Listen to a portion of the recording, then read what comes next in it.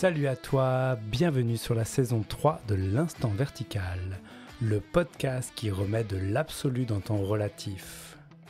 Je m'appelle Benjamin et avec toi ici, j'ai envie de parler d'éveil, de réalisation du soi. Je t'invite à t'installer confortablement pour ce nouvel épisode qui va t'en mettre plein les oreilles.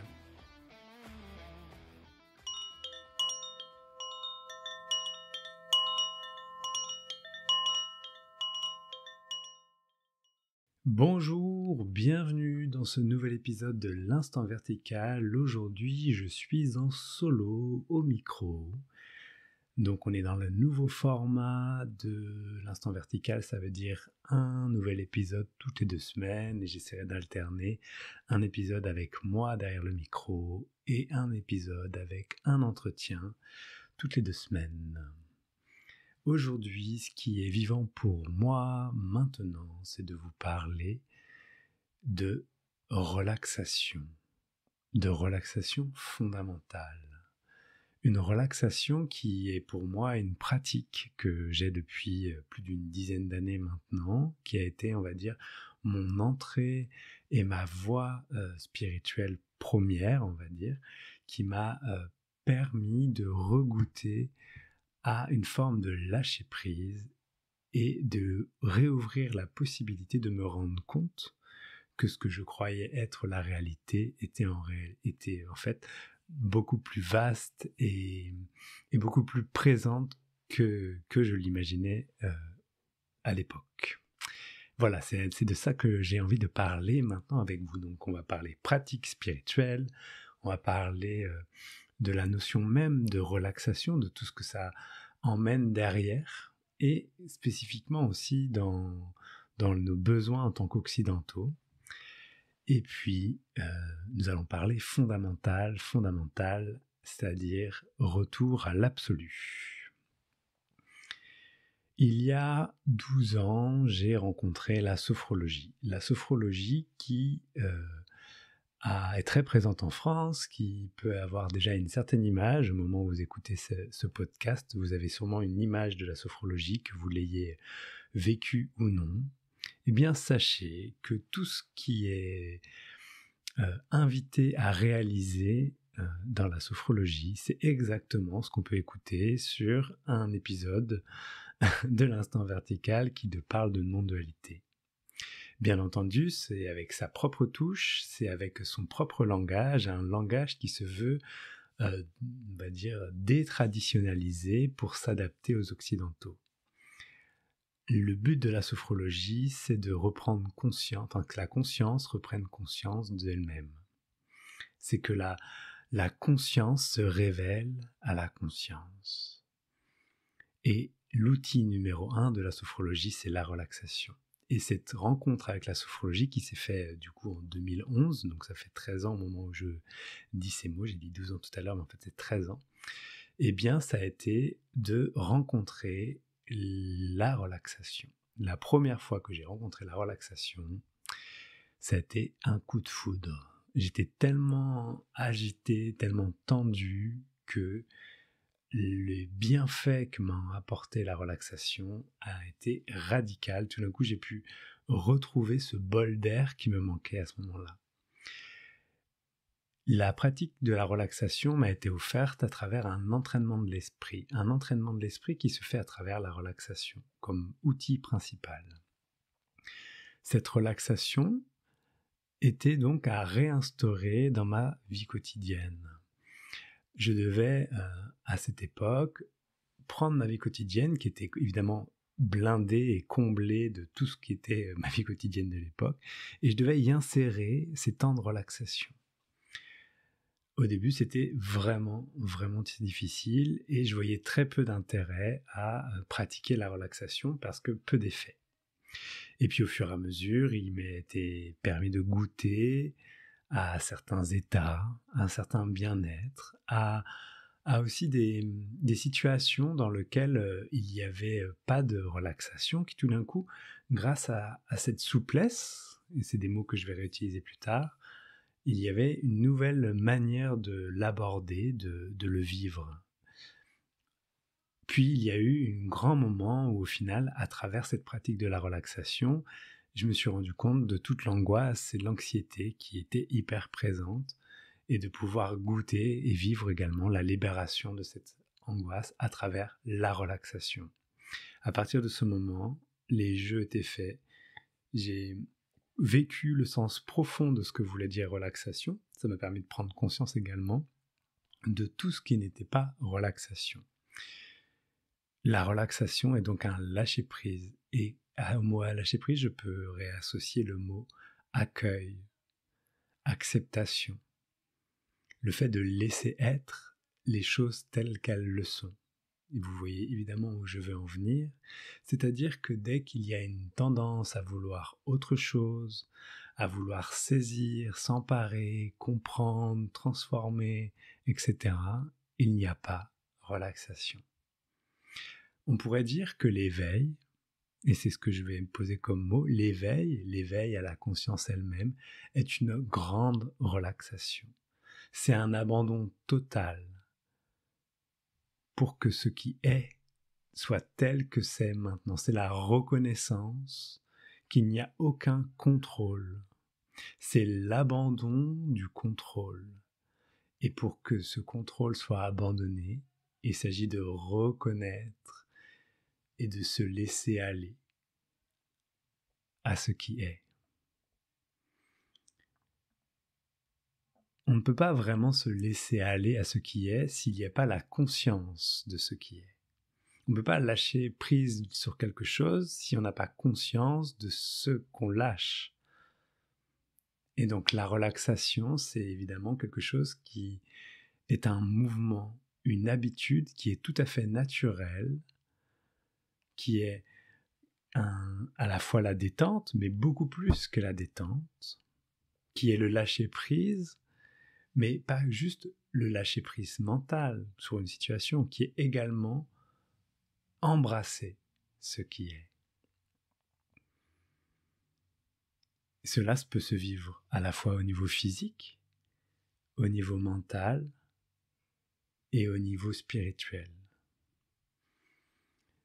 Cette dimension, ce geste de relaxation, c'est un non-geste. C'est-à-dire que, par exemple, sur un entraînement à la relaxation, on va voir qu'il y a une intention, un geste de relaxation pour la détente physique. C'est-à-dire qu'on va relâcher, on va détendre. Mais en réalité, on ne fait rien du tout. On ramène ce qui est en train de s'agiter et de s'activer vers quelque chose à se reposer, à ne rien faire. C'est le geste de ne rien faire. D'un point de vue mental, c'est de ralentir, d'étendre ce qui cherche à vouloir contrôler, à avoir un avis sur tout. Et cela va avoir comme conséquence de mettre en lumière ce qui perçoit, ce qui ressent, parce que c'est bien ça que ça amène. Se détendre et se relaxer va faire en sorte que tout ce qui est tendu, agité, activé, se mette en sourdine, se relâche et se dépose, pour enfin mettre en lumière ce qui est vivant, les sensations, les ressentis, et ce qui perçoit tout cela, la conscience fondamentale. Vous voyez, peut-être qu'on pourrait croire que je suis en train de parler de quelque chose de très avancé spirituellement, mais en gros, c'est l'exercice le plus simple du monde. Il s'agit juste de se détendre complètement, de se relâcher. On pourrait croire que c'est accessible tout de suite. Ça l'est. Ça l'est pour un bébé. Ça l'est pour un jeune enfant. Mais pour un adulte, ça va demander de retrouver cette capacité naturelle, de réactualiser cette capacité naturelle. Et donc, il va falloir pratiquer pour pouvoir recréer les sillons et les chemins qui vont faire que cette relaxation naturelle redevienne un mode de relaxation avec le réel. Pour être plus explicite, Lorsqu'il y a quelque chose qui arrive avec de la tension, qui va créer une certaine forme de stress, quelqu'un qui n'est plus habitué à utiliser sa capacité naturelle de relaxation, de détente, va fonctionner sur d'autres systèmes. Par exemple, le système du stress, le système de l'attention, etc. Si le système de relaxation est réactivé, eh bien, il va y avoir une prise de recul, il va y avoir une détente physique, plutôt qu'une réaction tendue à ce qui est en train d'être vécu. L'un dans l'autre, ça ne va pas empêcher que ce qui a besoin d'apparaître comme geste, comme un geste qui sauve ou un geste qui évite, qui est lié à l'instinct de survie va apparaître. Mais derrière, il ne va pas y avoir la même contraction. Il va y avoir un relâchement pour que cela passe, pour que cela soit vécu. Réactiver cette relaxation fondamentale va donc permettre aussi de mettre en lumière cette conscience fondamentale, comme je le disais juste précédemment. Ça va permettre de regoûter à un calme, à la nature de la conscience elle-même.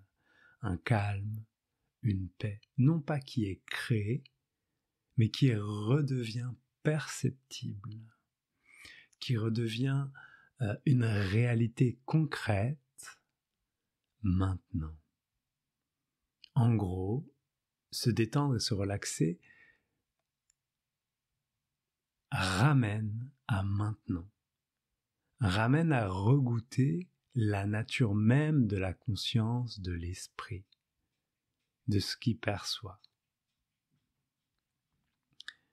C'est très précieux, ces instants-là, parce que c'est ce qui permet également de se rendre compte que ce n'est jamais loin de soi, c'est maintenant, déjà là.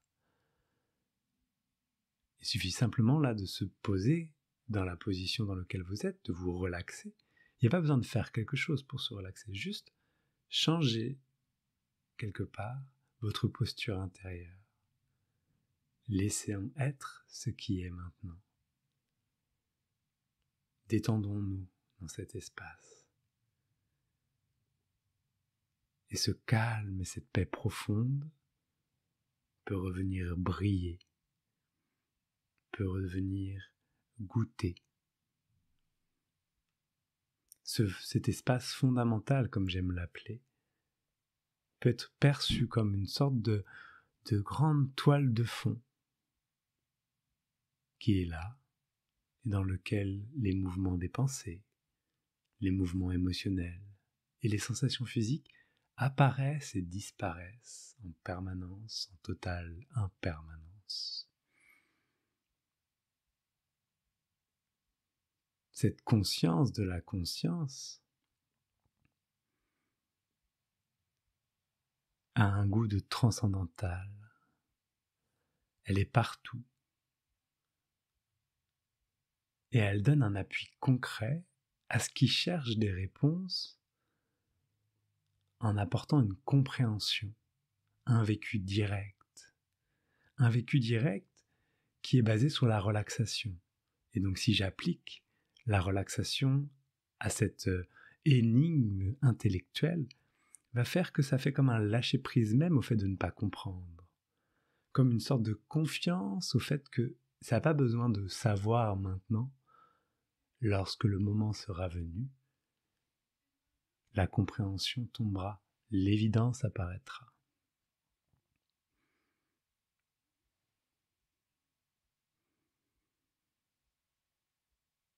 La relaxation est précieuse pour nous occidentaux, car les attitudes, la vie quotidienne, la vie culturelle qui nous est propre, ont fait qu'il y a une domination très forte de l'activité mentale, de l'intellectualisation, de la rationalisation. Il y a même parfois une coupure avec le corps. Le corps est souvent considéré comme en second. S'entraîner à la relaxation va ramener une corporalité. On va réinvestir le champ corporel. On va revenir aux sensations et le corps ne ment pas. il est maintenant. Il exprime ce qu'il exprime sans détour.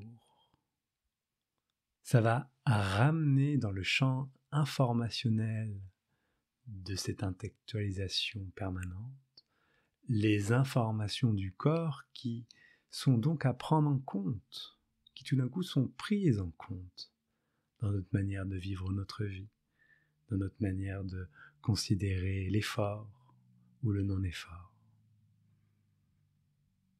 Ce réinvestissement de notre corporalité ancre l'attention dans le présent, dans maintenant, offrant une base solide. Cette relaxation physique va même pouvoir devenir totale. Totale jusqu'à ce qu'il n'y ait plus aucune tension dans le corps. Et on peut se rendre compte à ce moment précis que lorsqu'il n'y a plus aucune tension dans le corps, il y a bien une sensation de ne pas avoir de corps. Pourquoi ? Parce que nous avons conscience du corps qu'à travers la tension, qu'à travers le mouvement et la friction. S'il n'y a plus de tension, ni de mouvement observable, ni de friction, nous ne sommes plus qu'une conscience, un vide, extrêmement libérateur de regoûter au fait de ne plus avoir de corps. Si la pensée se dépose, si la rationalisée se tranquillise, peut être goûté ce qu'il y a au-delà de la pensée. Un calme, une paix fondamentale.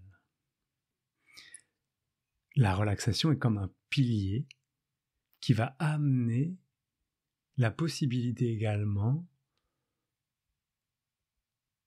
de voir fleurir ce qui est appelé la méditation.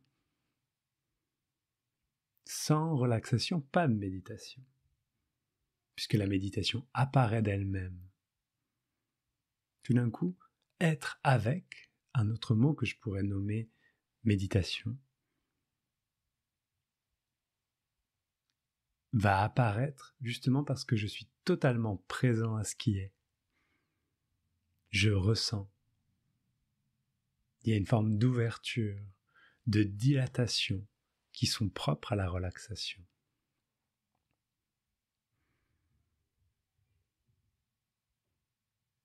Tout cela est un véritable entraînement du corps et de l'esprit.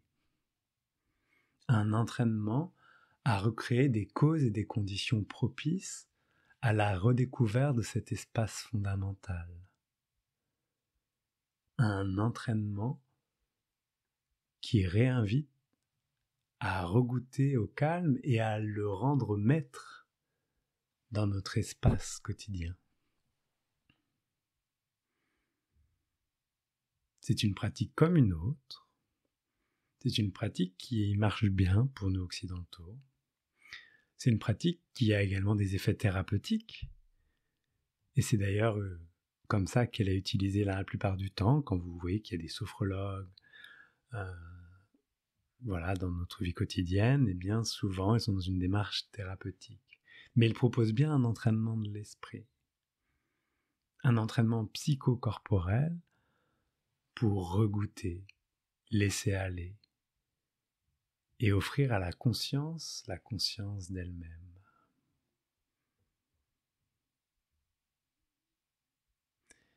C'est donc une apologie de la relaxation,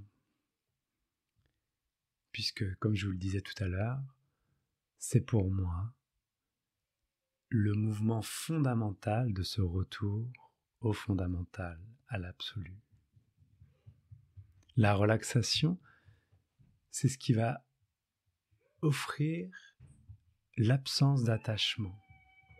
C'est le détachement. Le détachement par rapport à ce qui s'accroche, ce qui s'identifie. Et c'est très doux. Il n'y a rien qui brusque, il n'y a rien qui coupe. C'est petit à petit, ça vient détisser, juste parce que ça offre des causes et des conditions propices qui font que ça se dessert. jusqu'à ce que ça lâche. C'est une pratique qui pour moi est précieuse et qui est très simple, qui est accessible vraiment à tout le monde. Bien sûr, elle peut être pratiquée de plein de manières différentes. On la retrouve au sein du yoga, même au sein de certaines religions. C'est une pratique qui réinvite vraiment à transformer son rapport au monde, à remettre de la détente, du relâchement dans nos manières d'être, de faire et de voir.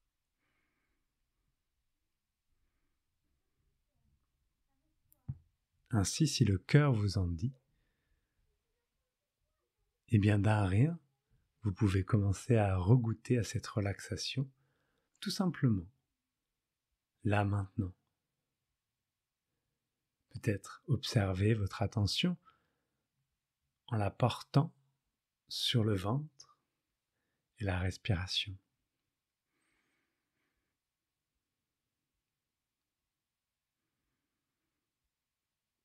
Et cela peut commencer par un soupir profond, exactement comme ces soupirs qu'on pousse lorsqu'on vit des événements pénibles. Au moment où l'air sort du corps, ce réflexe de relaxation peut s'activer. Il peut y avoir une première décharge d'énergie.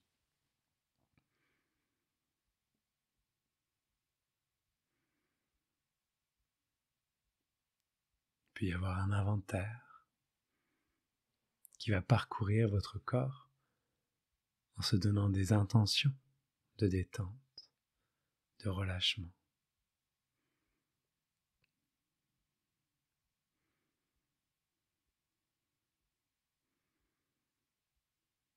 Cela laisse apparaître un calme qui était déjà là. Maintenant, on peut le goûter.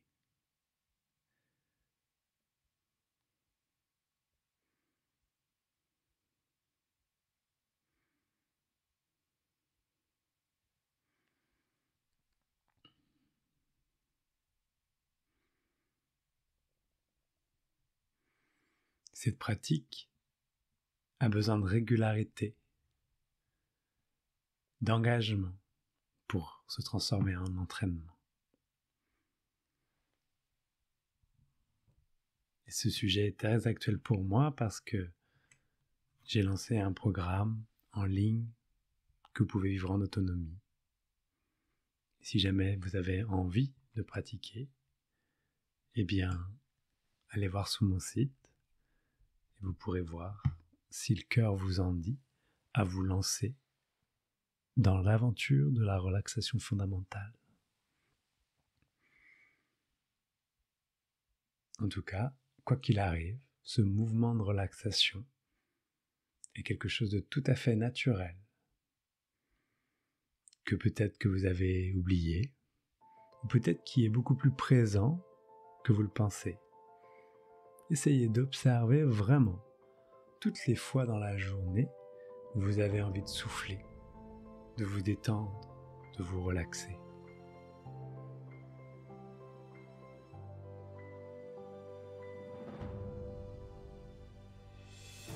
Dans ces espaces, le fondamental s'éveille. La conscience se reconnaît elle-même. Et ce qui était recherché peut être trouvé, puisque déjà là. Voilà, je vous souhaite une belle journée.